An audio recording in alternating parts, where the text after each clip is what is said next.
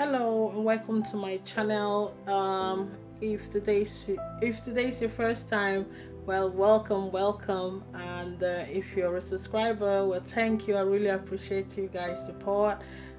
Today I'm gonna be making abacha, okay, and I'm gonna be making abacha without ogiri.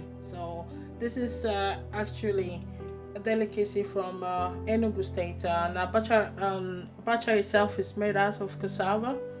And let me just dive in and introduce you to the ingredients we're going to be using. I've got a little bit of beef today, so we're going to be preparing that in a bit.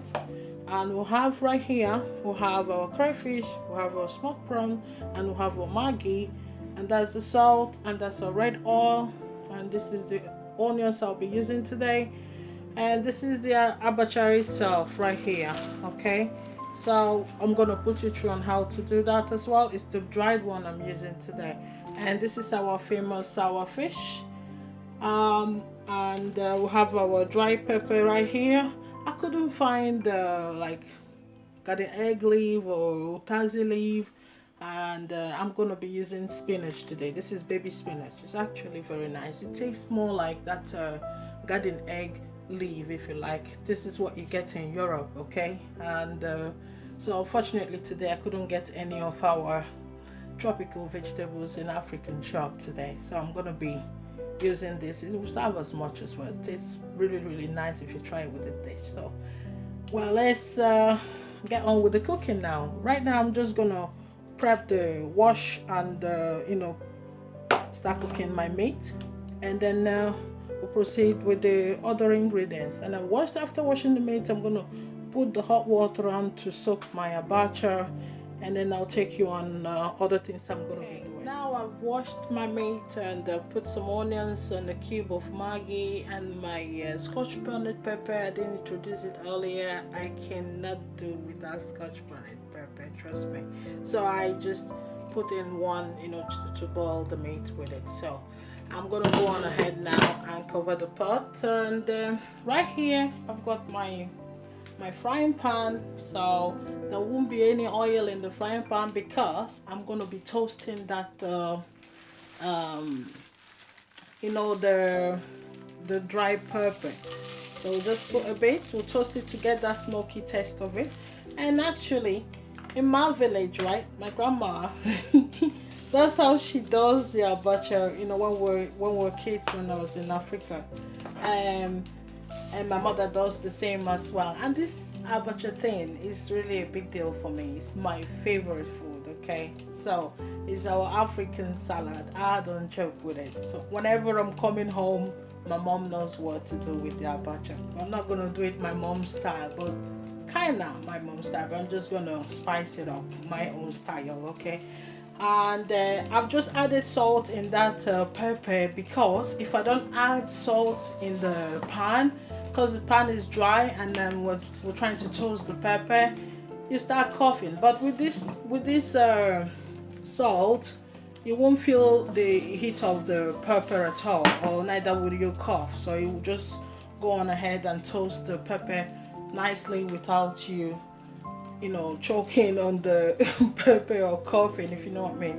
So we'll go on ahead and toast it till it's like darkish, not burnt, slightly burnt, but not properly burnt. After that, we'll put in a blender and blend it and set it aside, okay. Then we'll do the same. We're going to toast our crayfish and the prawns as well, to get all the jams killed and all that. Some people throw it in like that, but I rather have it toasted. And when you toast your crayfish and prawns, right, you have this crunchy kind of taste. If you notice, you can see my pepper is beginning to toast. It's changing color now. If there's no salt in that pan, believe me, I will not be standing right here talking to you. I will be coughing. So the trick is put salt to subsidize the strength of the pepper, so you don't start choking and coughing while you're doing this. So I'm just going to be giving it a shake while it's toasting, okay. So I'll just go on ahead and toast that and make sure it's toasted properly. Okay, Here is the outcome of my toasted chili. It's slightly burnt, but it will even make it taste even better, okay, when it's like this. So right now I'm gonna go on ahead and then put in my blender and blend it. Not roughly blend it, not to blend it to, you know, I'll just crush it so you get that seed. So when you're eating the abacha and biting the seed, it gives it that kind of flavor as well, you know what I mean? So here is my abacha.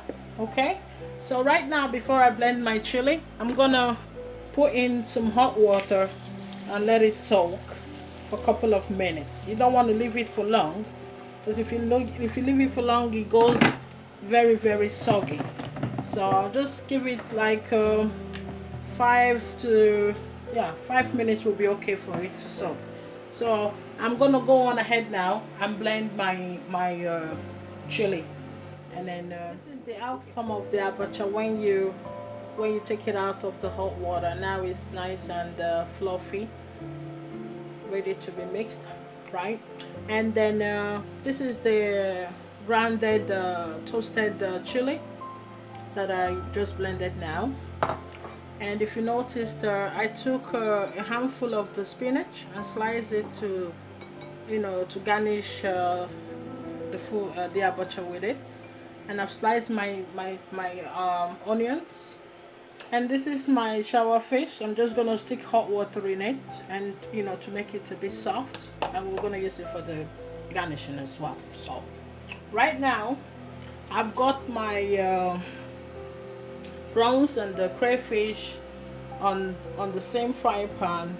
I am just gonna put it on a high heat and toast it, just like I toasted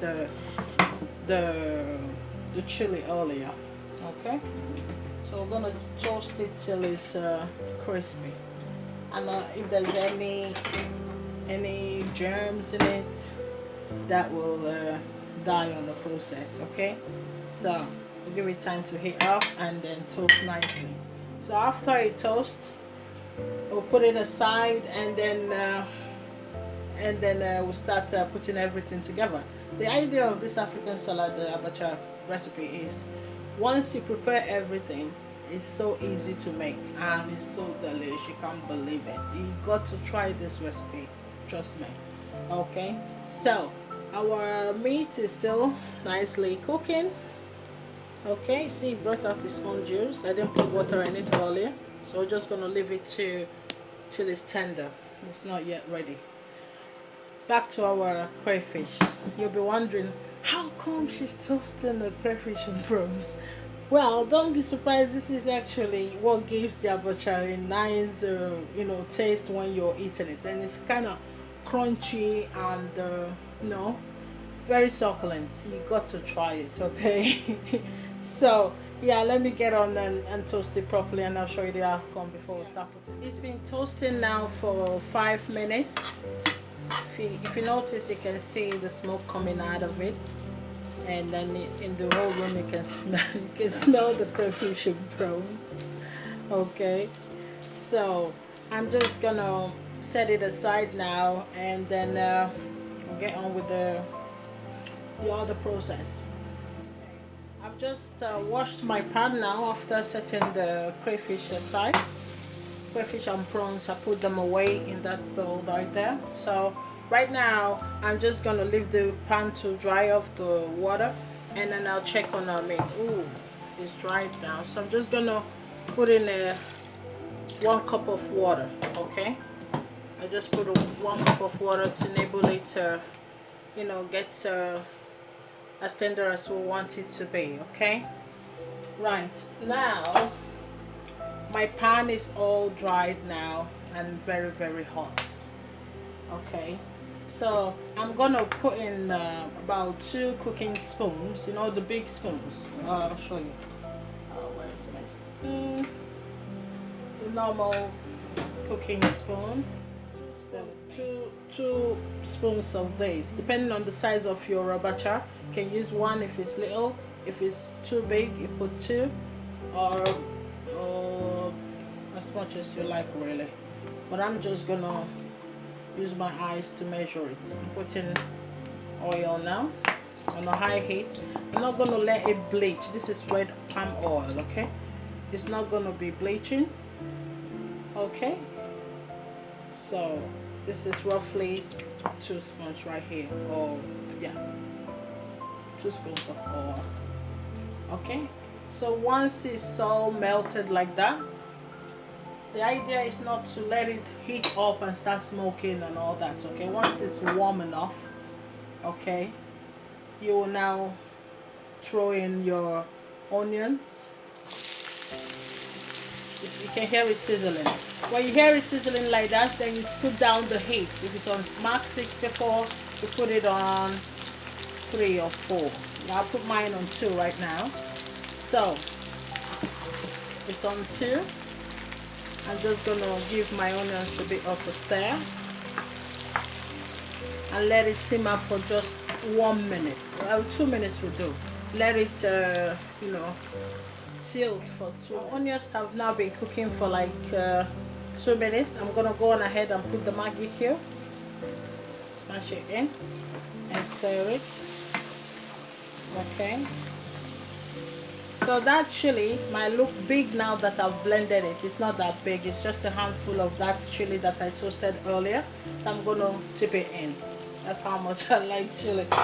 And of course the salt and the toasting have weakened the chili. It's not that red hot anymore.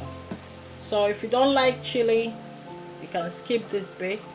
Okay, but if you like chili, yeah, go on and do it. You know what I mean?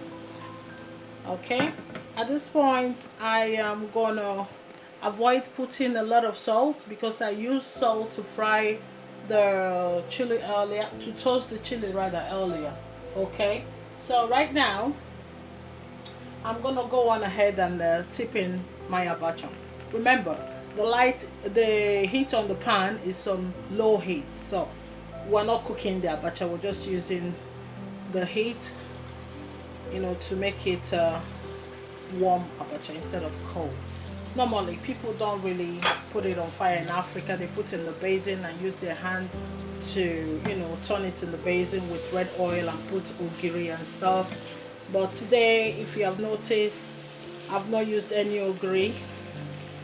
Hey, I like ogiri though, but today I just don't feel like putting ogiri on this one because a lot of people actually don't like the ogiri. If you don't know what ogiri is check out one of my videos, when I made the bitter leaf soup. I think I explained a little bit on what I know about ogiri. Okay, so I'm just gonna go on ahead now and you know, stir it and make sure all the white patches are all gone and they're all, you know, blended in the oil. Okay, stir it properly. Make sure you mix all the pepper and go around the dish properly. So I've mixed it in properly. If you noticed, I've added the prawns. So this is the stage you add the prawns and the crayfish. Okay, make sure you throw it around the food and stir it in properly. And then if you're using crayfish, be careful with the sand in it. I've filtered all the sand out of this crayfish, so that's why I'm throwing it in like that with confidence. Even though you're gonna be biting stones. So make sure you, after toasting your crayfish and prawns, you put it in a filter and then sieve it in a siever. I use the sieve to do my, you know, remove all the dust and the bits and make sure, pick out all the dirts in it and make sure there's no stone or whatever in it. So here we have it. Okay, this is literally ready now, so we're gonna start plating it out in a bit. Okay, right now I've put off my heat. No, it's still on 1, so I'm gonna turn it off at this point, so there's no heat on it anymore. Okay, and this can be very, very messy, so excuse the bits that's falling around. Okay, so right now let me check our beef and see how it's doing. I think we'll have a few minutes on the beef. We'll give it a few more minutes to cook, then we'll start plating out our dish, and then I'll go on ahead and and then soak our sour fish and make sure it's tender for the garnishing. Okay, we'll give the beef another 5 minutes to cook. There you have it. The meat is done, by the way. I you know, put in my special oven right there, so I kind of grilled it a bit after steaming. You put it in there to dry it off, so I dried it and it looks like it's being toasted. So that's the toasted steamed beef and my abacha. So I've added my sour. If you notice, there's a sour fillet going, that's the prawns going there, and the spinach going right there. You can actually, if you do alcohol, I don't drink alcohol, but I drink occasionally, but not all the time. But if you like alcohol, you can step it down with a bottle of Gilder, Stout, Star, whichever favorite alcohol you like, and then enjoy this dish. I hope this video was very helpful. And again, oh my god, I forgot, if today is your first time of viewing my video and you've not subscribed, please guys, do subscribe. Okay, subscribe to my channel, and then I hope you enjoyed this meal, and then I'll see you in my next video. Okay, have a nice day.